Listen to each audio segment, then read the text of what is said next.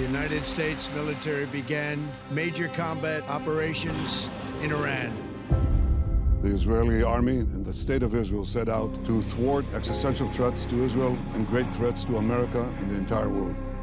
It was the second time in less than a year that Israel and the U.S. had attacked Iran.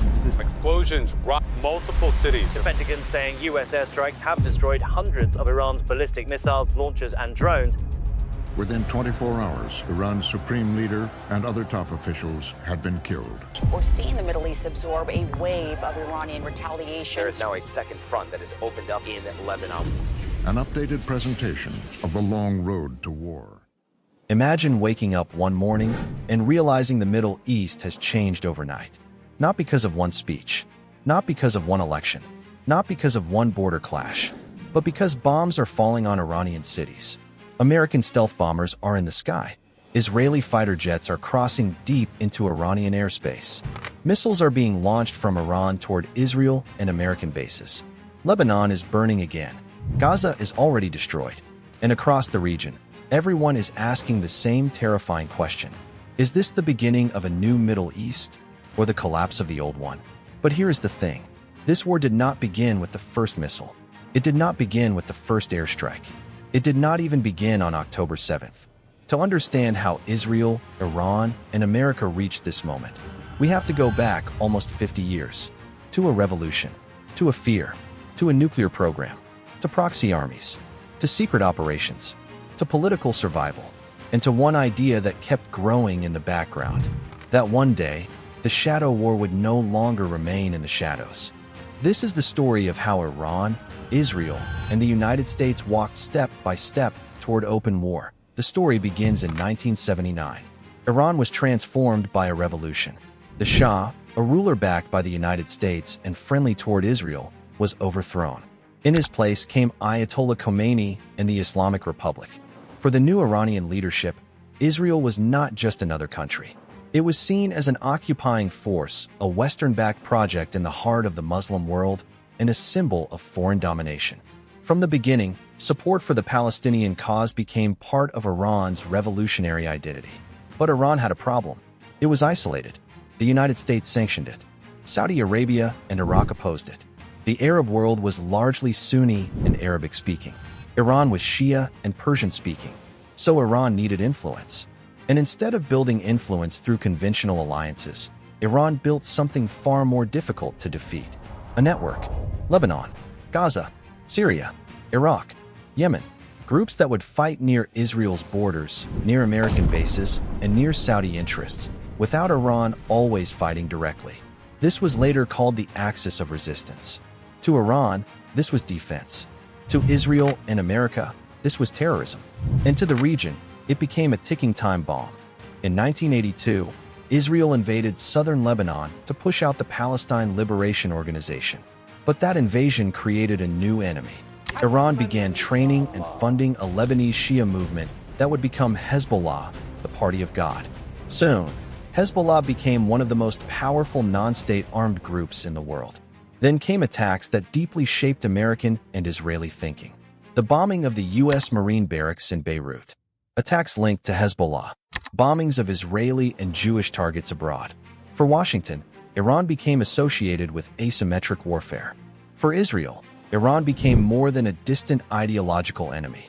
It became the invisible hand behind threats on its borders. And then, in the 1990s, another fear entered the equation. The nuclear question. Israel already saw Iran's proxy network as dangerous. But a nuclear Iran? That was seen as an existential threat. Benjamin Netanyahu made Iran the central issue of his political life. Again and again, he warned that Iran must never be allowed to acquire nuclear weapons. For him, this was not a policy debate. It was a survival issue by the 2000s. Iran's nuclear program had become the center of global concern. The discovery of the underground Fordow enrichment facility shocked Western governments. Why would a peaceful nuclear facility be built deep inside a mountain? Iran's answer was simple. Because America kept saying all options were on the table. In other words, if you threatened to bomb us, why would we not protect our nuclear sites underground? But Israel saw it differently. For Israeli intelligence and political leaders, Fordow was proof that Iran was hiding something dangerous. Inside Israel, debates began. Should Israel strike Iran before it was too late? Should it wait? Should it trust diplomacy? Could the United States be convinced to join? Around 2012, Israel seriously considered attacking Iran's nuclear sites. But even inside Israel's own security establishment, there was disagreement. Some officials argued that Iran was not yet building a bomb. Others warned that waiting too long could be fatal. Netanyahu wanted assurance from President Obama that if Israel attacked, America would back it. Obama refused to give that green light. Because from Washington's view, bombing Iran could ignite a general war in the Middle East. So, for the moment, the strike did not happen. But the idea did not die. It waited. Instead of war, Obama chose negotiations. Secret talks began with Iran. Israel was not included. And when Netanyahu found out, he was furious. For him, America was negotiating behind Israel's back with Israel's greatest enemy. In 2015, the Iran nuclear deal was signed.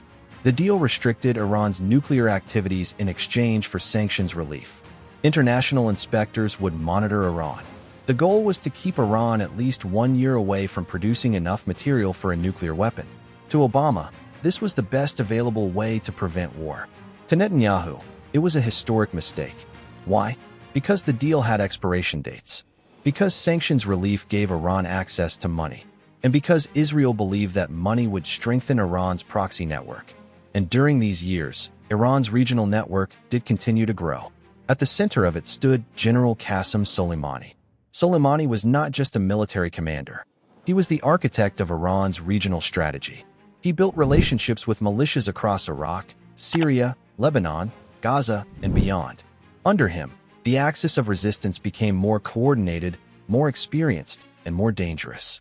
Hezbollah grew stronger. Hamas received money, training, and weapons. The Houthis gained long-range capabilities. Iraqi militias expanded. The shadow war was no longer small. It had become a regional system. Then came Donald Trump. For Netanyahu, Trump was a chance to reverse Obama's Iran policy. Trump disliked the nuclear deal. Gulf Arab states also disliked it. Israel disliked it. And in 2018, after Israel revealed a secret Iranian nuclear archive seized by Mossad, Trump withdrew the United States from the deal. He called his new policy maximum pressure. Sanctions returned. Iran's economy was squeezed. But Iran did not collapse. Instead, hardliners inside Iran became stronger. Their argument was simple: America cannot be trusted. We made a deal, and America walked away. Iran began increasing uranium enrichment.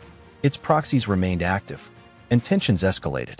Then came one of the biggest turning points. In January 2020, the United States killed Qasem Soleimani in a drone strike near Baghdad airport.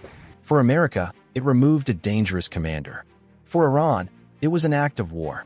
For the axis of resistance, it was the loss of its most important organizer.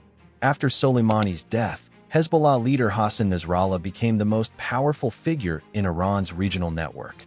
But even as Iran's network grew, Israel was building a new regional order of its own.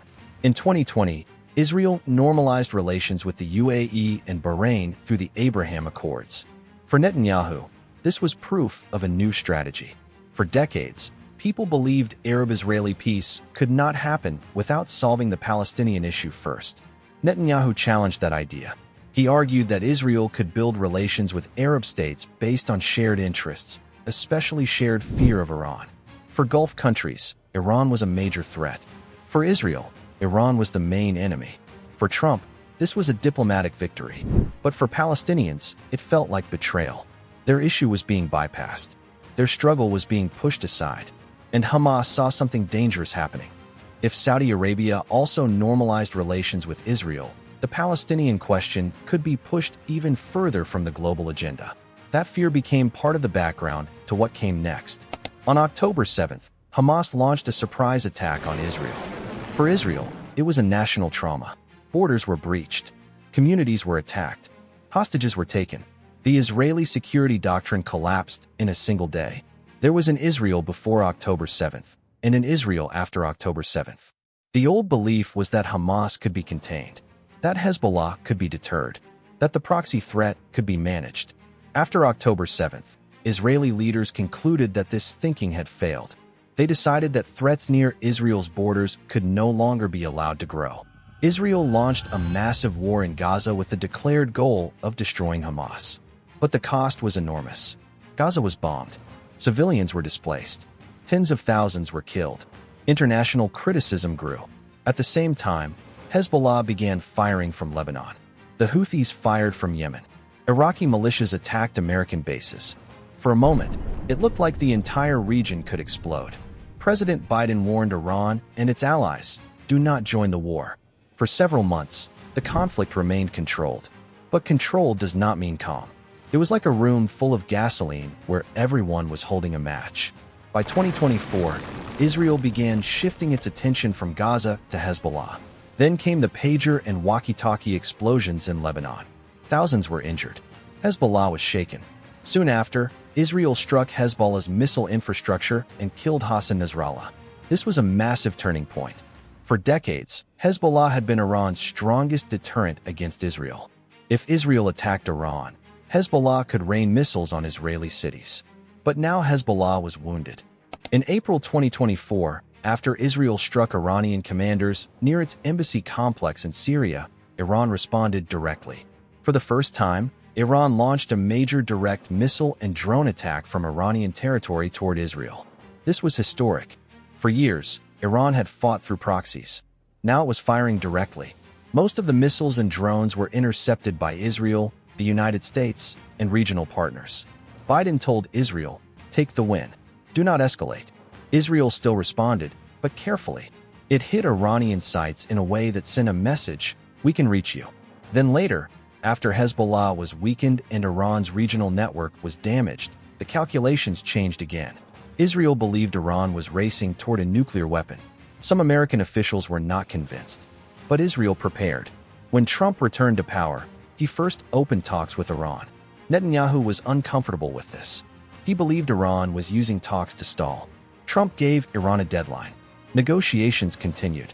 But one issue became impossible. The United States demanded zero enrichment. For Iran, this was surrender. The talks stalled.